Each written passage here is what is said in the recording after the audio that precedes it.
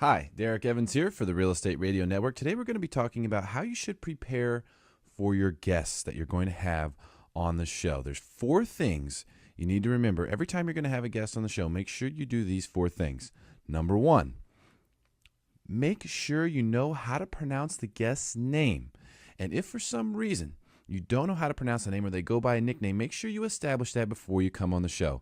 The last thing you want to do is say, hey, here's a great service provider, and try to figure out how to pronounce their name right then while you're live on the air.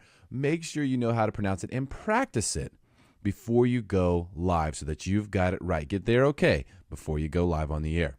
Number 2, make sure you know how to pronounce their company name. It might be Bob Smith, but they might have some wild name for their company. So make sure you know how to pronounce that as well. And also, understand the scope of services they provide.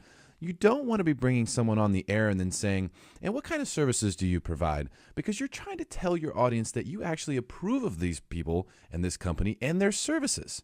And if you don't know what they do, then that's a big problem. So make sure you understand what it is that they do. Ask more specific questions like, why are you so passionate about bankruptcy? Or what's your real passion in real estate? Or why do you have such passion about the credit bureaus? Make sure you angle your questions so that you're not just getting one-word answers and that you're able to actually get the guest engaged themselves. That will create the best radio. Number 3,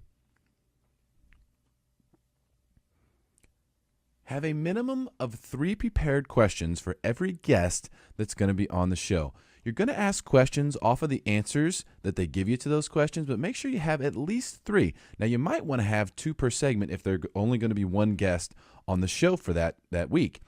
But no matter what, you have to have multiple prepared questions for every single guest you're going to have. Even if you never get to them, that's okay. You need to have them there. Think about it as a crutch to lean on in case you need to. Number 4, make sure you get every single guest you have on the show involved as soon as possible. I mean, the last thing you want to be doing is doing an opening. You haven't, introduced your guests yet, and all of a sudden you're cracking jokes and they're laughing, and there's someone laughing into the microphone and no one knows who it is, and it's just kind of awkward then when you go to introduce them. Get them introduced right away. I always like to say co-host. Instead of the word guest, let's use the word co-host. Co-hosting with me today is local real estate expert. Co-hosting with me today is local credit expert or bankruptcy attorney, whatever it may be. Co-hosting. I like that word better than guest, especially when we're introducing a guest on the air. Not only does it make it seem as though they're a regular part of the show, but it takes away the whole, I'm the host, you're the guest. It's we're all hosting this show right now because that's what's really happening. And good conversation is what you need to have, not an interview. Conversation.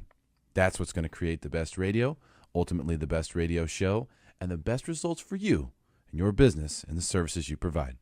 This is Derek Evans for the Real Estate Radio Network.